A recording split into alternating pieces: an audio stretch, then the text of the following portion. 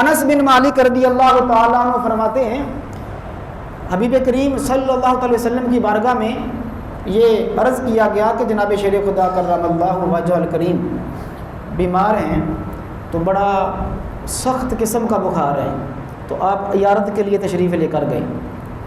یہ جتنی حدیثیں میں پڑھوں گا نا جی المستدرک علی صحیحین میں سے ساری اس سے باہر نہیں ہے، تو کتاب جو فضائل علی کے جو باب ہے اس میں سے یہ ساری حدیثیں میں پڑھ رہا ہوں۔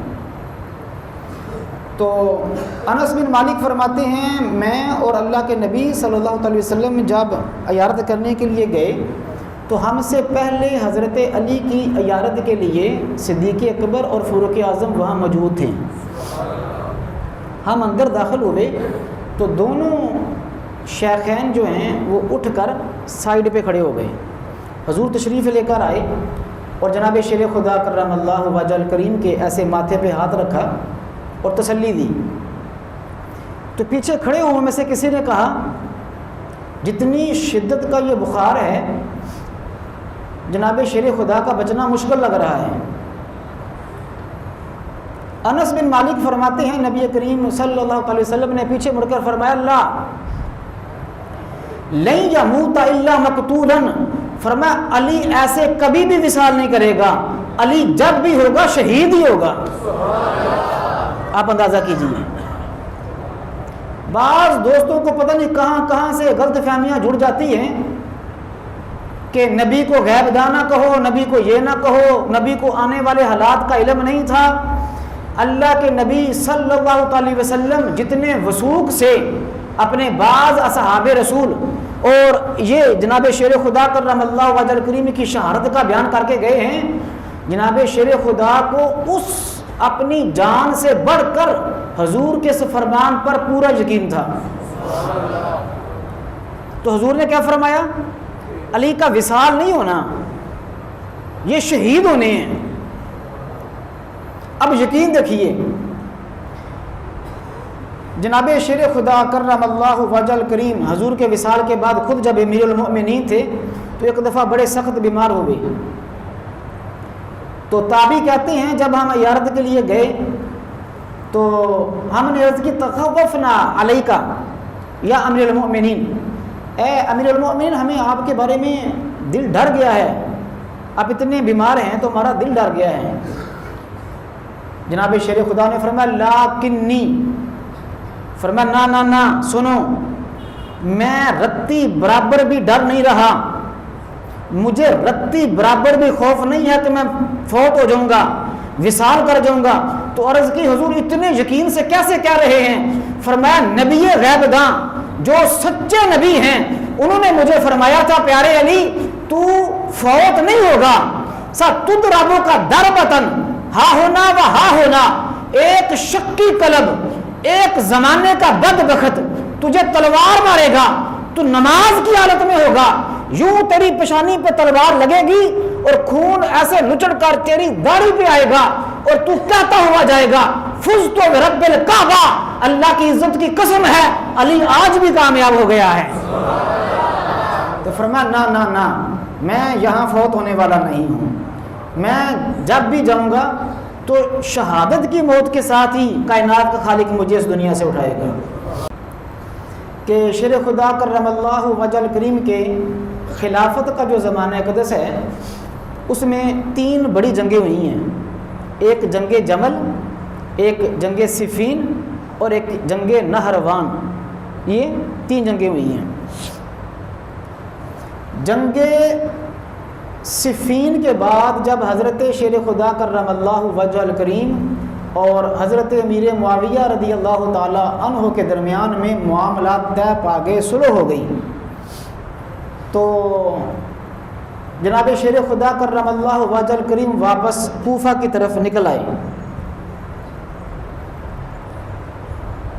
یہ بات بڑی توجہ سے آپ نے سمجھنی ہے، جب آپ کا لشکر واپس چلا تو 12,000 لوگ جو آپ کے لشکر میں رہ کر جنگ جمل میں ام المؤمنین عائشہ صدیقہ رضی اللہ تعالی عنہ، زبیر بن عوام اور طلحہ بن عبید اللہ ان کے خلاف انہوں نے جنگ بڑھکائی، پھر حضرت امیر معاویہ کے خلاف پوری جنگ بڑھکائی، تو یہ 12,000 کا لشکر جناب شیر خدا سے کے لشکر سے نکل گیا، جدا ہو گیا۔ انہوں نے ایک نعرہ لگایا، لا حکم الا للہ، حاکم صرف اللہ ہے۔ تو حضرت علی رضی اللہ تعالیٰ عنہ کو یہ اختیار نہیں تھا کہ وہ کسی اور کو حاکم مقرر کر کے فیصلہ کرتے۔ جناب شیر خدا کرم اللہ وجہ الکریم پر انہوں نے شرک کا فتویٰ لگایا کہ آپ مشرک ہو گئے ہیں، آپ کا قتل جائز ہو گیا ہے۔ آپ اندازہ کیجئے کہ جن کے گھر قرآن کا نزول ہوتا رہا ان پہ شرک کا فتویٰ لگا۔ غلط فہمیاں ایسے پیدا ہوتی ہیں۔ ان کا نعرہ یہ تھا کہ قرآن میں رب فرماتا ہے ان الحکم الا للہ، جب قرآن میں رب فرما رہا ہے کہ حاکم صرف اللہ ہے، تو شیر خدا کرم اللہ وجہ الکریم نے حضرت امیر معاویہ کے ساتھ صلح کرتے ہوئے ابو موسیٰ اشعری اور عمر بن عاص رضی اللہ تعالی عنہما کو حاکم اور ثالث کیوں مقرر کیا؟ تو یہ شرک کے مرتکب ہو گئے ہیں۔ قرآن کی آیت تھی، شیر خدا کو جب پتہ چلا تو مسکرا کے فرمایا آیت سچی ہے، یہ بندے جھوٹے ہیں۔ آیت بندے، عرض کی حضور اس کا جواب کیا ہے؟ فرما قرآن سارا پڑھتے تو نبی کی امت پر شرک کے فتوے نہ لگاتے۔ آپ کو اگر تسلی نہ ہو تو سنن ابی داؤد کتاب الفطر اٹھا کے دیکھیے، وہاں یہ ساری حدیثیں بڑی بڑی ہیں۔ آپ نے مسکرا کے فرمایا قرآن تو پڑھتے، رب فرماتا ہے ان خفتم شقاق بینہما فابعثوا حکما من اہلہ وحکما من اہلہا۔ شیر خدا نے فرمایا رب جب قرآن میں کہہ رہا ہے کہ خامد اور بیوی کے درمیان میں جھگڑا ہو جائے تو ایک خامد کی طرف سے ثالث آ جائے، ایک بیوی کی طرف سے ثالث آ جائے، فرمایا عقل کے اندو جب خامد اور بیوی کے درمیان میں جھگڑا ہونے پر رب 2 ثالثوں کی اجازت دیتا ہے، یہ تو نبی کے امت کے 2 گروہوں کے درمیان جھگڑا تھا، اس کی صلح کے لیے میں ثالث کیوں نہیں مقرر کر سکتا؟ تو یہ جو نکل گئے نا جی، جناب شیر خدا نے انہیں ایک لقب دیا، فرمایا یہ خارج ہیں۔ کیا ہیں جی؟ یعنی دین سے خوارج کہا گیا۔ انہوں نے پھر جناب بالکل قاتلانہ حملے شروع کیے۔ تو جنگ صفین کے بعد تیسری جنگ ایک نہر کا نام ہے نہروان، اس کے کنارے پہ لڑی گئی۔ 12,000 کا لشکر جو شیر خدا کو مشرک کہنے والا تھا وہ سامنے تھا، اور جناب شیر خدا کرم اللہ وجہ الکریم کا لشکر دوسری طرف تھا۔ جب یہ جنگ ہوئی تو جناب شیر خدا کرم اللہ وجہ الکریم کی سرپرستی میں صرف 10 خارجی بندے بچے، باقی ساروں کو قتل کر دیا گیا۔ کتنے بچے جی؟ باقی کو قتل کر دیا گیا۔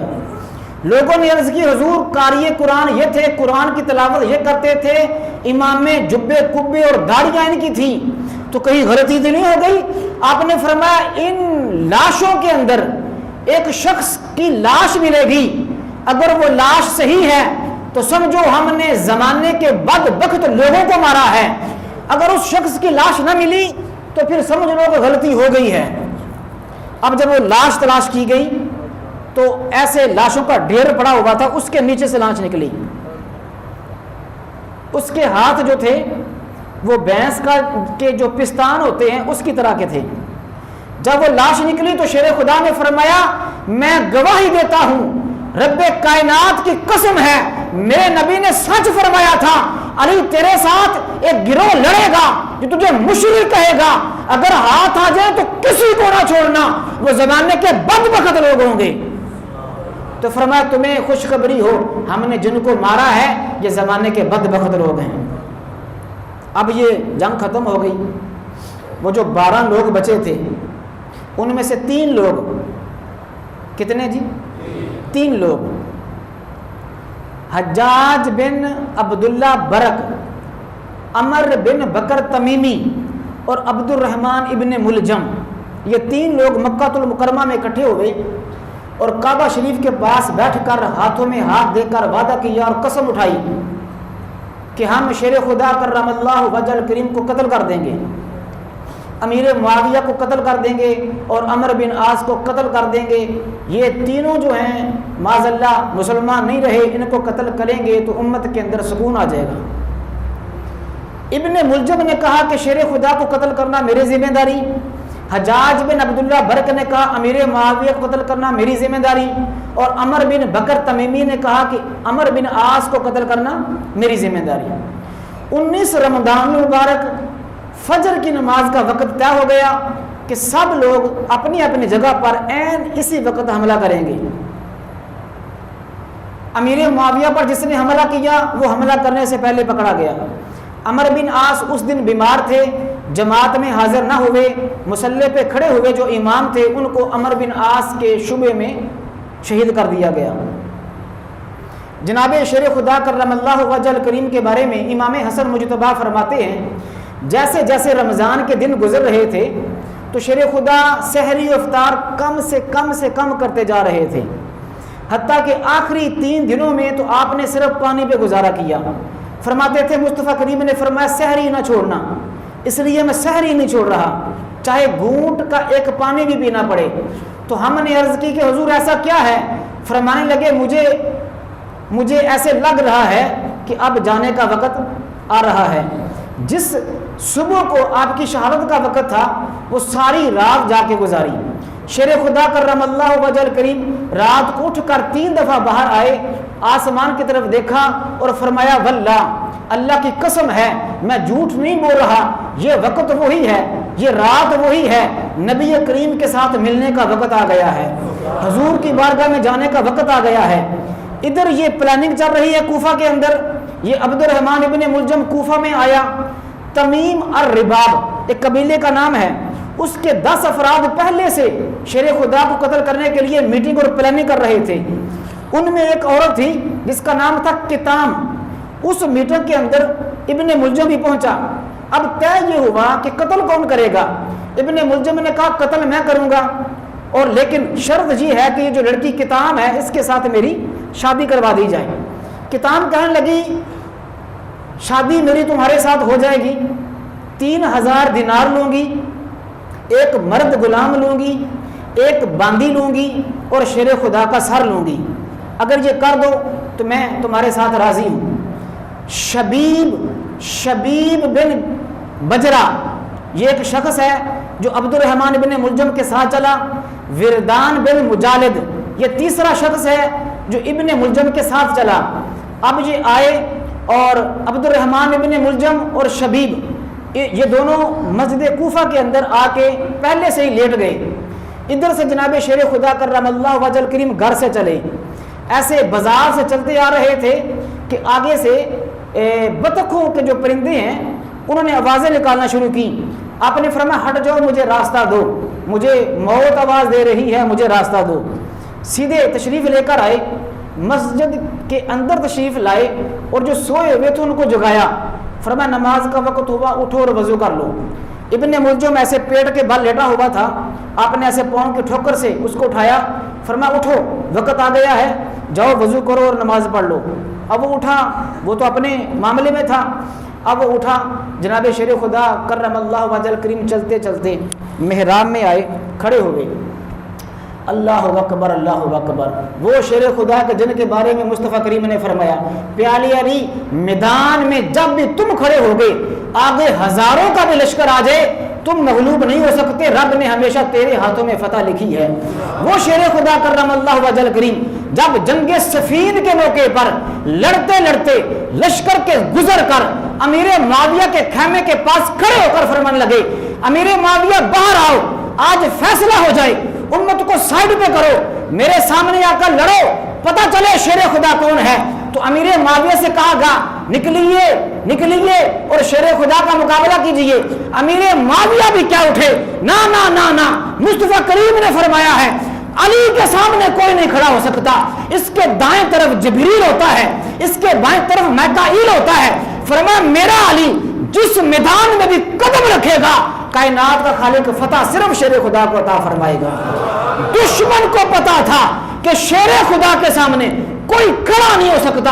اللہ اکبر اللہ اکبر آج وار کیا جا رہا ہے تب جب شیر خدا رب کی بارگاہ میں ہاتھ باندھ کر کھڑے ہیں اور تکبیر کہہ رہے ہیں اللہ اکبر، رب سب سے بڑا ہے، رب سب سے بڑا ہے۔ ایسے تکبیر کہہ کر اپنے ہاتھوں کو باندھا اور شبیب بن بجرہ آگے آیا اور آپ پر تلوار کا وار کیا، وہ وار ناکام ہوا۔ ابن ملجم نے کہا پیچھے ہٹو، اور اس نے تلوار کا وار کیا، جناب شیر خدا کرم اللہ وجل کریم کے یوں پیشانی مبارک پر لگا، خون کا فوارہ نکلا اور آپ کی داڑھی مبارک کر وہ خون نکلنا شروع ہوا۔ جناب شیر خدا بیٹھے پھر لیٹ گئے، فرمایا بسم اللہ علی ملت رسول اللہ فزت برب الکعبہ، فرمایا رب کے نام کے ساتھ، محمد مصطفیٰ کے دین کے ساتھ اللہ کی عزت کی قسم ہے، علی آج بھی کامیاب ہو گیا ہے، علی آج بھی کامیاب ہو گیا ہے۔ وہ شیر خدا جو دنیا میں آئیں تو کعبہ کے اندر آئیں، جب دنیا سے جائیں تو رب کے گھر سے ہی دنیا کو چھوڑ کر رب کریم کی بارگاہ میں حاضر ہوں۔ فرمایا اللہ کی عزت کی قسم ہے میں کامیاب ہو گیا۔